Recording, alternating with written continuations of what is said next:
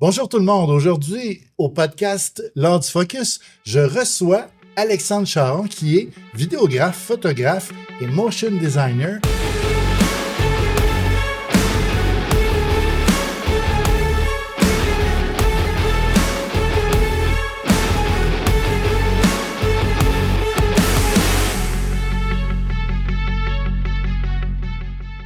Bonjour, comment ça va? Ça va super, et toi? Oui, ça va bien, ça va très bien. Good, excellent. Je sais, parce qu'on se connaît quand même, on ne cachera pas qu'on se connaît. Plusieurs années qu'on se parle, oui. Plusieurs années. Oui. Les discussions sur le bord du comptoir, chez L'Art Photo, pour de l'équipement, mais bien souvent pour plein d'autres. Juste pour jaser des questions ou même me dépanner, souvent pour des petites choses, ça c'est toujours apprécié. Oui, ça fait toujours plaisir aussi. Tu es je pense, un photographe qui a un accès au développement artistique très développé. Je te considère comme un artiste photographe. C'est très gentil. Plus qu'un photographe. C'est très... Oui, mais c'est vrai que j'ai quand même un côté, on me le dit souvent, très créatif, expérimental parfois. J'essaie beaucoup de choses différentes. Puis je touche un peu à tout. Vidéo, photo, motion, ce qui n'est pas commun non plus.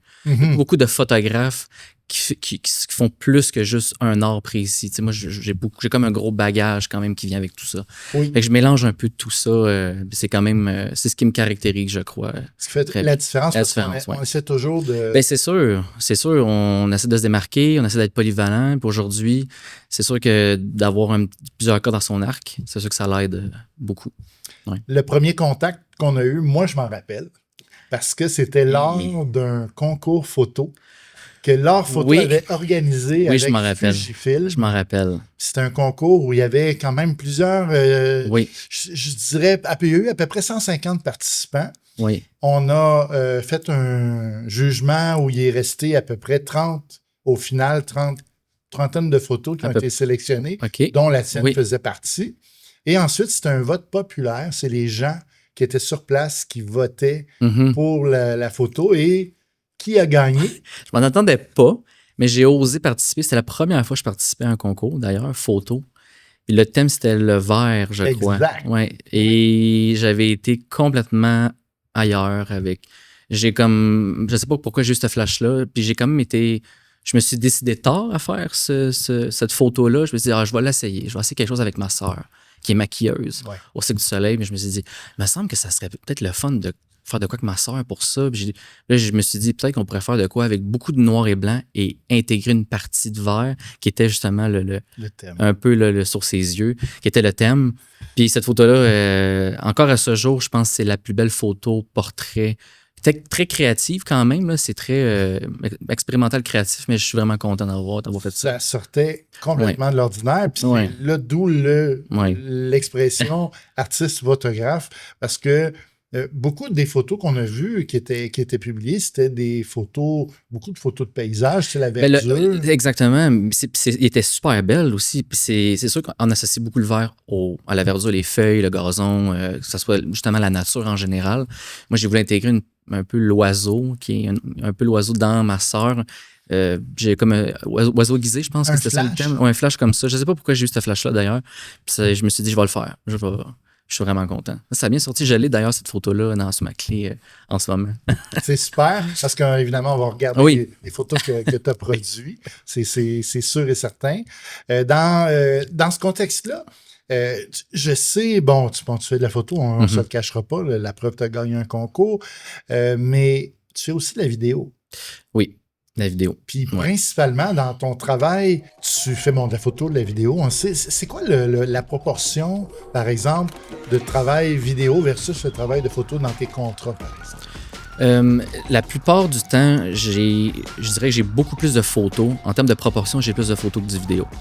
Et c'est en partie à cause que j'ai commencé avec la ville de Saint-Jean. Au début, je le faisais par passion. Et là, quand je travaillais dans une agence pendant plusieurs années, et là, quand je suis tombé à mon compte, j'ai eu, avec la ville, l'opportunité de faire des photos à tous les mois. À tous les mois, depuis 3 ans, je fais des photos pour la ville de Saint-Jean. Fait que c'est quand même une énorme proportion VS la vidéo. Et la vidéo aussi est plus complexe. Le côté technique aussi, c'est un peu plus poussé. Il y a quand même beaucoup de choses à savoir. On a des gimbals, on shoot à la main directement, le type de lentille, événementiel, le soir, la lumière. Tandis que la photo, je peux faire des longues expositions plus facilement, je peux être dans ma tête, c'est plus relax, c'est très, moi je le considère comme si c'est plus tranquille, ça demande moins je suis moins, je sais pas comment expliquer ça, mais c'est juste plus simple pour moi. Peut-être que tu as plus de facilité à te préparer quand tu fais une photo, par exemple. Est-ce que tu passes un peu plus, tu vois, tu as ta vision de la photo, puis ton sujet, il reste là. Aussi, dépendamment du mandat, évidemment, il y a des choses qui sont très rapides où est-ce que, là, c'est là que ça se passe, puis je peux pas me reprendre, mais la plupart du temps, c'est ça. C'est la photo, je suis plus dans ma tête, je suis plus dans mon monde. Puis vu que j'en fais beaucoup, mais je suis habitué aussi. J'ai mes techniques. La vidéo, j'en fais énormément quand même, mais je dirais que la proportion est moins grande dans mon travail. Ouais. Mais t'aimes autant faire un que l'autre. J'aime les deux parce que ça me permet ça fait du bien de changer aussi. De faire que de la photo pendant une année, je pense que je serais peut-être pas capable de juste faire de la photo. J'aime ça explorer différentes choses, justement, dans l'art en général. Ouais. Puis moi, je suis allé jeter un coup d'œil sur ta page YouTube, sur ta chaîne. Puis j'étais littéralement assommé parce que j'ai vu, là, tu parles de motion designer, puis il faut que tu m'expliques ça parce que ce que je regarde, je le comprends même pas. Je sais même pas si toi, tu le comprends. c'est quand même, ça, c'est quand même une pas pire, je peux dire une bébite. Souvent, les clients qui m'approchent pour ça, c'est nouveau aussi pour eux. C'est un mélange entre... on fait bouger un peu le 2D. Hein, on fait bouger des dessins, on fait bouger des photos même. Des images, on les rend un peu plus vivantes. Exemple, un cinémagraphe. Pour les gens qui ne savent pas c'est quoi un cinémagraphe, c'est une image, mais qui est en loop, qui continue. Il y a comme un certain mouvement, mais qui se répète. C'est comme un GIF un peu. OK. Fait que je dirais pas que c'est du motion design, mais tout ce qui est animation, je le considère un peu comme du motion design. Corrige-moi si je me trompe. Oui. C'est toi qui crée l'animation. Oui, là. de A à Z. C'est beaucoup plus de travail que du vidéo. C'est sûr. Comme ajouter, mettons, des effets spéciaux dans une scène, exemple, rajouter du feu, qui est plus du VFX dans ce cas-ci, un effet spéciaux, que du motion, parce qu'il y a beaucoup de termes. C'est un peu quand même, c'est quand même flou. C'est large aussi. C'est très large, mais si on parle de motion design, c'est l'animation en tant que telle, de l'infographie qu'on anime. C'est un peu pour le simplifier. Peut-être quelque chose qui est statique, qu'on fait bouger. Exact. Ça peut être pour le vulgariser comme ça, exactement. Ouais. Fait que tu peux partir de tes propres photos. De mes propres photos, d'un simple logo d'un client, d'une affiche, juste d'un texte qui peut être animé avec les lettre par lettre. Tu as découvert ça comment? Moi, je suis allé à l'école à Saint-Jérôme pendant 5 ans, qui était technique de multimédia en 2005 à 2000. De 2005 à 2008. Intégration de technique en multimédia. Et c'était pas ce que c'était aujourd'hui. Hein, on était encore dans les DVD, on était encore dans des cassettes. On filmait, c'était des mini-DV, c'était des petites cassettes. On n'était plus dans les VHS, mais c'était des petites cassettes. Puis c'était des fils Firewire en anglais, là, désolé du terme. Puis c'était très long. On attendait que le vidéo rentre dans Premiere Pro, exemple, comme c'est ça qu'on utilisait dans le temps. C'était vraiment... c'était pas pareil comme aujourd'hui. Aujourd'hui, c'est très rapide. Là. C'est pas pareil. C'est ça. J'ai appris à l'école. Donc, c'est une formation que tu as reçue. Ça touchait à tout. Le 3D, le son, la vidéo, la programmation, le motion, c'était tout. Après ça, je me suis spécialisé dans certaines branches précisément. Okay. Parce que je vous dis, la programmation ne m'intéressait pas. Le son non plus, le 3D non plus. C'était des choses qui je mettais un peu de côté. Mais c'est génial parce que tu intègres ta passion pour la photo dans ça. Oui. Puis la photo, j'en faisais pas au début. Je faisais que de la vidéo et que du motion. Ça, c'est venu avec le temps, quand je commençais à travailler en agence à Saint-Jean, chez Groupe Orange, qui est devenu MXO plus tard. Au début, c'était juste, on m'engage pour faire du vidéo. Il n'y avait pas de photo encore. C'était que du motion design et de la vidéo. Et là, à un moment donné, le besoin à l'interne, dans l'agence, « Hey, Alex, si tu sais faire de la photo, on pourrait... » On a développé un peu l'expertise. J'ai développé aussi plus de connaissances. Puis je me suis dit, je pourrais peut-être m'acheter une caméra qui fait de la photo, mais plus. Là, c'est ça. Je me suis lancé là, avec la XT2 en premier, la XT4, puis après ça, la Fuji XH2S en dernier. Parce que là, c'est ça, ton matériel, ton équipement, c'est essentiellement, en ce moment, c'est l'équipement Fuji. Oui, Fuji depuis presque 7-8 ans. J'ai commencé Canon 7D, puis je suis complètement tombé sur Fuji pour la couleur. Parce que moi, je suis daltonien. Ah oui! Oui. Et là, tu nous révèles quelque chose. Oui. C'est fascinant parce que on a de la difficulté à imaginer qu'un photographe ou un vidéographe puisse travailler en colorisation ou peu importe. Ça m'a demandé beaucoup d'ajustements parce que, encore à ce jour, les teintes de peau, c'est un combat de tous les jours pour moi. Parce que j'ai de la misère avec les teintes, le rouge, le brun, le beige, le jaune, quand ça se ressemble beaucoup, j'ai tendance à enlever les jaunes pour aller plus dans le bleu, et puis là, à un moment donné, ça l'affecte la peau. Fait que ça a été beaucoup d'essais-erreurs, mais c'est un combat pour moi, là, quand même, là, à tous les jours. Mais tu es en train de donner espoir à plein de monde. Quand même, oui, parce qu'on peut y arriver. Tu sais, j'ai mes techniques, j'ai des lots, on a des trucs de base qui nous aident à corriger, on a des scopes. OK, la peau à peu près, OK, j'ai ma couleur de peau. Tu sais, aujourd'hui, ça va vraiment mieux, mais au début, j'avais de la misère. J'ai encore un petit peu de la misère aujourd'hui, dépendamment des systèmes que j'utilise, des caméras que j'utilise. Ils n'ont pas toutes la même colorimétrie, si je peux dire, dans les caméras. Fait que effectivement, puis si on revient à Fuji, c'est la science des couleurs chez Fuji est absolument hallucinante. Oui, je l'aime beaucoup. C'est très vibrant, puis il y a beaucoup ils ont des films aussi, un peu. Ça, j'aime beaucoup ça, mais j'aime beaucoup leur log de base. Puis j'ai toujours aimé Fuji, puis j'ai jamais comme quitté Fuji à ce jour. T'es arrivé à Fuji comment, dans le fond? Ça me prenait une caméra qui était capable de faire les deux. Okay. La X-T2, elle était capable de bien filmer quand même et elle avait une belle capacité photo. Puis là, je me suis dit, hey, c'est parfait pour moi. Je peux faire tant la photo, tant la vidéo. Moi, j'avais besoin de pouvoir faire les deux. Puis, tu sais, au début, c'est quand on commence, ça va tellement loin. Là, il y a tellement d'équipements qu'on voudrait avoir. On peut pas tout avoir. Puis, j'essaie de trouver l'entre-deux hybride qui, justement, me permettait de faire un peu tout ça. Et là, j'ai commencé à aller vers ça, XT2, XT4. L'XT4 m'a permis d'aller un peu plus loin. Puis là, avec la XH2S, c'était là, vidéo et photo. Parce qu'en niveau. Le XH2S, c'est... Oui, quand même. Ouf. Puis ils ont un beau 6K Open Gate que j'adore. C'est une des raisons aussi pourquoi je suis allé vers celle-là. Puis tu es passé, donc tu disais, tu es passé du 7D, qui est un appareil réflexe. Oui, réflexe. À un appareil sans miroir qui change littéralement la façon de travailler. Oui. Parce que là, tout à coup, tu as ton exposition en temps réel, tu as tes couleurs. Peut-être que pour toi, c'est moins pertinent les couleurs, mais tu as tout ça en temps réel. Ce qui fait que tu es tout de suite capable de juger si l'exposition, il y a quelque chose qui cloche. Ben oui, c'est sûr. Puis là, j'ai un bon moniteur Atomos aussi qui m'aide avec la colo, la lumière, les couleurs. Parce que si j'aurais pas ça, je serais pas capable de bien exposer mes expositions, mes blancs. J'aurais de la misère, là, même avec les lots. Là. Ouais, ça me prend ça. Donc, pour moi. l'Atomos, pour toi, j'ai pas le choix. Ça te prend quelque chose qui te donne, dans le fond, tout ce qui peut t'aider. Oui, clairement. C'est important. Quand même. T'as-tu dans ton équipement un objectif que tu dis, cet objectif-là, je ne peux pas m'en passer. C'est mon go-to. C'est celui-là qui est presque toujours attaché après mon appareil. La 56 mm 1.2 de chez Fuji. C'est ça, puis la 16 mm 1.4. J'ai de la misère avec... ça, là, c'est... Les plus belles lentilles que j'ai eues. Sharp, belle. Beaucoup de versatilité, même si c'est pas des zooms.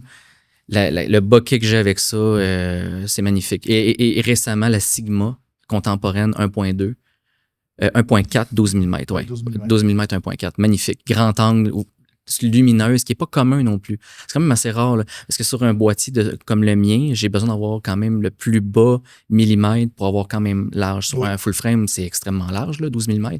Mais sur le mien, c'est peut-être un 18 à peu près. Ouais. C'est pour ça que j'essaie toujours de chercher le plus bas avec la plus de lumière. Je comprends. Ouais. Puis pour renchérir sur ce que tu dis, le 56 1.2, il n'y a pas de débat là-dessus. Là. C'est une optique extraordinaire. Fuji, les optiques sont extraordinaires. Très abordable aussi.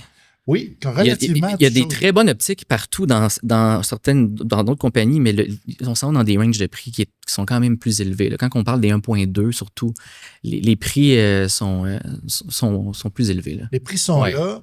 Mais la qualité du lens. Le 16 mm 1.4 que ça, une des plus sharp, je pense que j'ai eu. Je dirais le 16 puis le 23 mm 1.4. Je ne l'ai pas, mais oui, je sais que celle-là aussi est. Ces deux objectifs. Magnifique. C'est bluffant. Quand même. Tellement c'est bon. Puis c'est pas juste le piqué, c'est le bokeh qui est excellent, mais c'est aussi la distorsion est faible. Ouais, très faible. Puis on a les couleurs, le rendu, puis comme on parlait tantôt avec la série XT, peu importe XT2 ou XT4, le XH2S, les simulations de films qu'on a là-dessus. On peut s'amuser énormément. On peut s'amuser. Moi, je suis très grand angle. Oui. Moi, je suis très grand angle. Même, j'ai une Laowa 9 mm, j'ai une Fisheye 8 mm. J'ai toujours voulu avoir très wide. Mais quand on commence à parler mettons, de Fisheye, on déforme beaucoup. C'est pour ça que quand j'ai vu la Sigma 12 mm qui était très rectiligne, j'ai été surpris d'être capable d'être aussi wide, mais très droit. C'est pas commun non plus des objectifs comme ça. Le Laowa est aussi un rectiligne. Il est aussi rectiligne, sauf que c'est un 2.8. Okay. Je manquais un peu de lumière. Donc, le soir, quand j'avais des mandats, mettons en vidéo, la 12 mm 1.4, là, ça a changé. Là, ça a changé le vidéo de soir. Ça t'a sauvé un peu. Beaucoup. Parce qu'en photo, c'est pas un problème. Mais là, en vidéo, l'ISO natif est 3200 sur la Fuji, fait que tu as une certaine limite là, avec le noise. Puis le soir, le soir, on parle de nuit. Là. Oui. À 12 mm 1.4, ça a complètement changé, là, surtout à 6 calls. Mon noise, il n'y en a pas. J'ai une belle lumière, j'ai du jeu. Ça a changé ma perspective là, de filmer le soir. Là, beaucoup. Ouais. Puis là, c'est sûr qu'on fait ça à l'envers un peu, mais à quel moment tu as commencé à faire de la photo? C'était quand je pense que c'est vraiment chez MXO, beaucoup, plus. Vraiment, quand j'ai commencé à l'interne à faire un peu plus de photos, puis on avait des mandats photos. J'avais des mandats de faire du portrait. Fait qu'il y avait des clients, puis j'étais le seul qui faisait ça. Fait que je devais un peu m'outiller moi-même. J'étais un peu je vais décider un peu comment faire ça. On s'aidait à l'interne, mais j'étais la personne comme ressource. Après ça, quand j'ai quitté MXO, puis je suis allé à mon compte, c'est là que je me suis dit, je veux vraiment offrir ce service-là. Je peux pas me passer de ça. C'est important. Dans ton style photographique, si on reste dans la photo, ton style photographique, tu fais du portrait?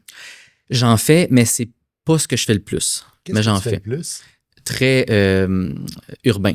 Beaucoup d'urbain. Évidemment, avec lifestyle urbain, j'essaie de développer souvent, c'est la lumière, mais j'essaie en post-production d'aller chercher des glows, d'aller chercher des contrastes différents, des réflexions différentes. J'essaie d'explorer avec des lentilles qui vont me permettre de déformer un peu, de créer j'achète des filtres, ça s'appelle justement des fils avec une certaine vitre en avant qui déforme l'image comme un trou noir ou qui vont me créer une duplication sur le côté juste mettons, ça va dupliquer la personne de deux.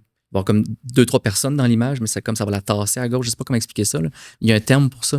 Mais c'est ça, j'essaie d'explorer avec des outils, des gadgets que je mets ou des réflexions. Ça ressemble un peu à la Lomo. C'est ça. Oui, c'est un peu ça. Mais je me souviens plus du terme, là, mais c'est ça. Je mets des fils, puis j'essaie des choses. Puis avec les lumières, ça sort vraiment différent. Et ça crée ta signature parce que... Quand même. Forcément, c'est pas tout le monde qui présenterait un contrat avec... c'est une signature photo, là, littéralement. Les gens qui vont vers toi, ils s'attendent déjà, ils savent peut-être déjà un peu. C'est un bon point ce que tu dis. La plupart des gens qui viennent me voir, c'est parce que j'étais un peu, je dirais, funky. Pour vrai, c'est ça le terme. Je fais les choses d'une certaine façon. C'est très coloré. C'est très à ma sauce, si on veut. C'est vraiment... je vais faire, mettons, un exemple, une vidéo pour une compagnie. Je vais rajouter des effets spéciaux. Je vais rajouter du motion, je vais rajouter des lignes qui vont se promener à des endroits où je vais faire le contour de certaines... mettons, j'ai fait récemment une vidéo pour Delta Star, où à l'intérieur, il se passe beaucoup de choses. On est dans les time-lapse, on est dans les hyper-lapse même. On est en drone, on traverse une fenêtre. On sort l'autre côté, on s'en va rajouter des effets spéciaux à des endroits, on stack des images rapides. C'est très créatif. On n'est pas dans du corporatif simple. Et les clients qui viennent me voir, ils s'attendent à avoir ce rendu-là. Mais je peux quand même faire de quoi de très simple, de très beau, clean, droit, qui est très corpo aussi. Je peux faire les deux. Plus classique. Exact, plus classique. Mais j'aime ça. C'est ça ce qui est sur mon site. J'aime ça faire les choses un peu qui sortent de l'ordinaire. Je trouve ça le fun. C'est un peu ma marque, si on veut. C'est ce qui me différencie un petit peu, Ta signature est importante, puis c'est ce qui t'amène aussi ailleurs, c'est ce qui t'amène des contrats, c'est ce qui te dissocie de tous tes collègues photographes et vidéographes. Oui, bien, on a beaucoup de talent à Saint-Jean. Il y a beaucoup de gens de talent qui font des choses incroyables. Mais quand quelqu'un vient me voir, si je peux renchérir sur ça, il vient me voir parce que je peux faire plusieurs choses. Ça a l'avantage dans un sens. Il aime ça faire du vidéo, du motion. Il peut aussi faire de la photo avec ça. Il peut mixer ça ensemble. Et qu'il y a accès à tout ça avec une personne, ce qui est souvent, j'allais voir une agence. J'ai quand même cette offre-là, cette carte-là qui est un peu je dirais pas mon joker, mais ça m'avantage énormément. Puis je suis content d'offrir ça. Là. Puis il travaille avec une personne. Une personne, tout au même endroit. Donc, toute l'information reste avec une personne. C'est plus uniforme à la fin. Là. C'est ça qui est le fun. Dans ton... Là, évidemment, il y a beaucoup de choses qui se passent en ce moment, et dans la photo et dans la vidéo. Ça nous amène presque inévitablement à discuter d'intelligence artificielle. Un sujet, je sais que c'est un sujet qui est chaud, qui est froid. Mais c'est correct d'en parler. Puis j'en parle pas souvent avec des gens qui sont dans mon domaine. Souvent, quand on passe des conversations, ça s'échauffe un peu parce qu'il y a beaucoup de... Non, mais c'est correct parce qu'il y a des bonnes choses, comme il y a des choses que je trouve un peu moins bonnes. Mais il y a des très bonnes choses. Si je peux en parler, je pense que pour ceux qui font de la photo, surtout de la retouche, pour enlever des éléments, des fils, des poubelles, on s'entend, là, ça a changé la vie de bien. Puis je pense qu'on peut tous se dire que moi, en tout cas, j'ai trouvé ça génial. Parce que ça m'aidait énormément pour nettoyer des photos. Pas pour remplacer complètement ou créer même de A à Z, mais pour vraiment peaufiner ma photo, la rendre. Je sente le sujet là, j'élimine les distractions, puis je peux nettoyer plus rapidement. Puis c'est aussi, on sauve du temps là, quand même là, sur la retouche. Pour ce qui est de la vidéo, c'est un peu plus compliqué. Il y a des bonnes choses comme il y a des mauvaises choses, je trouve. Créer une campagne publicitaire, un exemple comme ça, de A à Z, avec l'AI, je ne sais pas si je suis à l'aise avec ça. Pour m'outiller... Pourquoi? Je trouve que de mettre dans les mains au complet l'ordi, puis oui, il y a des belles choses qui sortent de ça, mais je trouve que ça enlève un peu ce côté-là en nous qu'on a, on enlève un peu le vrai de pourquoi qu'on vient nous voir pour créer des choses. C'est comme un petit mensonge. Il y a un peu un mensonge. Je sais que c'est génial. Il y a des choses qui sont vraiment cool avec ça. Mais spécifiquement en vidéo, pour faire des effets qu'on ne peut pas faire ou arranger des choses en post-production on a fait une erreur, il faut raccorder 2 plans. On peut-tu en AI peut-être partir de ça puis raccorder à ça ou faire une transition qui pourrait être possible. Ça, je trouve ça bien parce que là, admettons, j'ai fait une erreur, ça peut me permettre OK, l'AI va m'aider. Ou changer la couleur de quelque chose, vraiment masquer. Exemple, il y a une fenêtre, il ne faut pas qu'on la voie. Ça dure 4 secondes, on peut-tu la masquer? OK, je pense que ça, je trouve ça bien. Mais de créer de A à Z une vidéo, quelque chose, je ne sais pas. J'ai un petit malaise quand même. Mais tu sais, c'est correct qu'on explore, tu sais, à tous les jours, là, ça l'arrête pas, hein, c'est vraiment, puis dans nos logiciels, c'est inclus maintenant. Là. Oui. Là, c'est rendu même dans Photoshop, dans Premiere, il y a des choses intéressantes. Dans Premiere, on peut extend, là je parle en anglais, mais on peut allonger. On peut allonger de 2 secondes un plan. Ça, je trouve ça intéressant. Admettons, j'ai un plan, là, quelqu'un qui fait une action, puis là, mon plan il est pas assez long parce que j'ai une cote que j'aurais voulu. Bon, mais là, je peux l'étirer de 2 secondes. J'ai un jeu de 2 secondes en 4K qui peut se faire directement sur ma timeline. Ça, je trouve ça intéressant. Ça vient de m'aider. Mais moi, j'ai filmé là, avant. Là, c'est moi qui l'ai fait. Mais je peux l'étirer. Parfait. Merci. Ça me convient. Ça te sauve un peu les fesses. Oui, quand même. Ou même raccourcir une chanson de 4 minutes à 30 secondes. Oui. Pas besoin de refaire un mix parce que ça aussi, c'est... Puis ça, c'est génial. Ça, c'est un outil, je trouve. Ça pour ça, j'adore ça. Et pour peut-être créer de A à Z, je ne sais pas. Oui, je comprends. Il y a des choses que je suis moins à l'aise que d'autres. Parce que l'intelligence artificielle existait déjà. Avant qu'on l'appelle intelligence artificielle, quand on utilisait les pinceaux, par exemple, dans Photoshop, pour faire disparaître quelque chose, c'est une forme d'intelligence artificielle. Oui. Mais là, depuis Firefly, depuis Nano Banana, exactement. On est rendu dans Photoshop, on est rendu complètement ailleurs. Oui, puis quand je fais mes portraits, quand j'en fais, rarement, mais quand j'en fais, je nettoie avec l'AI. for retouch. Ça s'appelle comme ça. C'est des toggles seulement, c'est des petits boutons. Puis automatiquement, ça va me nettoyer de base une personne, la peau, ça va enlever les endroits plus foncés, les imperfections. Après ça, je repasse, je vais masquer les choses qu'il a fait un petit peu trop. Parce que des fois, il en fait trop. J'aime pas ça. Il est un peu trop nettoyé, un peu trop plastique. Je veux pouvoir gérer. Tu sais, on peut. Puis sinon, c'est parce qu'à la main, faire, mettons, des fréquences séparées, ça s'appelle comme ça pour la peau. C'est long. C'est long à faire à la main, là, quand même. Fait que c'est pour ça que je suis content d'avoir accès à des outils, des fois. Te sens-tu, par rapport à, si on termine là-dessus, oui. Te sens-tu menacé par cette technologie-là ou tu l'adoptes puis tu en fais... En fait, ça nous rend... Puis juste émettre une opinion, tu me diras si tu es d'accord. Oui. Tu as le droit de pas être d'accord. C'est correct. Ça fait de nous des meilleurs photographes parce qu'on doit performer encore plus comme individu. On doit faire mieux que l'intelligence artificielle en ce qui me concerne. Est-ce que pour toi... C'est une très bonne question. Je vais t'avouer qu'il y a un fond de vérité dans ce que tu dis. C'est vrai que je veux me dépasser un peu plus. Je veux faire des très belles photos parce que je sais qu'on peut faire des choses assez incroyables avec l'œil. On peut générer des choses avec des bokeh, avec des millimètres près, avec un grain même dans l'image. On peut pas... On a de la misère à se dire que ça n'a pas été fait. Mais je me suis fait même j'ai même vu des photos en me disant ça ne se peut pas, puis c'était vraiment de l'œil. Fait que je comprends ce que tu me dis, je l'entends, mais je pense aussi que ma force, je me sens pas menacé. Si je peux faire une parenthèse, je me sens pas menacé parce que j'offre 3 services quand même. Quelqu'un qui fait que de la vidéo ou que de la photo, peut-être qu'il doit en tout cas, ce que je crois, là, aller chercher des petites cordes autour, assez j'ai des amis, admettons, qui font des vidéoclips. Puis ça, justement, c'est vraiment génial parce que tu vois, c'est quand même niche. Il y a une versatilité dans sa branche vidéo qui est capable d'aller chercher. Est-ce que l'œil, un jour, va avoir un impact sur notre travail? Je pense que oui. Je pense qu'à un moment donné, on va peut-être devoir, même moi, je vais peut-être devoir revoir ma façon de travailler. Cohabiter avec ça à la rigueur. Offrir, parce que je ne suis pas fermé à offrir un service un jour peut-être d'AI, ou est-ce qu'il y a des gens qui viennent nous voir, ou est-ce qu'on génère pour eux des choses, ou est-ce que c'est un service à la carte, je peux te générer 30, 50, 100 itérations d'une idée, puis dans ça, tu peux choisir, parce que c'est des choses que j'ai réfléchi, mais je ne suis pas prêt encore à me lancer là-dedans. Mais le besoin va venir dans les 3-4 prochaines années. Ça va arriver vite parce que c'est déjà trop rapide. En ce moment, c'est bluffant, un peu comme tu disais tantôt, ça peut devenir rapidement bluffant. Oui. Je te dirais que dans 99% des cas, je suis capable de voir qu'est-ce qui est de l'AI, qu'est-ce qui ne l'est pas autant en photo qu'en vidéo. Mais si je recule 2 ans, juste 2 ans. Je sais. Puis ça va être un marché quand même qui va se développer. Il y a des gens qui vont pas vouloir rentrer dans ça. Puis il y a des gens qui vont vouloir payer d'autres personnes qui s'occupent de ça. Ces gens-là vont aller vers des gens qui créent.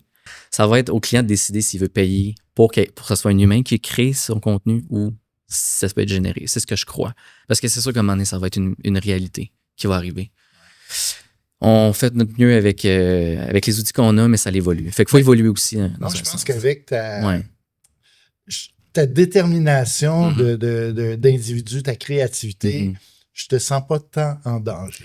Je vais trouver des façons de contourner ça puis de peut-être offrir quelque chose de différent encore. Ouais. Je pense que c'est ça qui va arriver. En ce moment, j'essaie d'expérimenter quelque chose. En ce moment même, j'essaie de trouver le moyen d'avoir un adapteur pour mettre sur mes lentilles sphériques pour créer de l'anamorphique. Pour pouvoir offrir de quoi de différent ou avoir un look différent, plus créatif, un storytelling, si on veut, quand que je filme, exemple. Et j'essaie d'aller vers une autre avenue en ce moment. C'est pas de l'AI, mais je trouve ça le fun d'explorer avec ce que j'ai. Trouver justement des gadgets, comme je disais tantôt, là, des petits trucs, là, des filtres, des gadgets pour offrir un petit quelque chose un peu plus qui sort de la boîte, si on veut. Ça, j'aime ça. Ça fait du bien.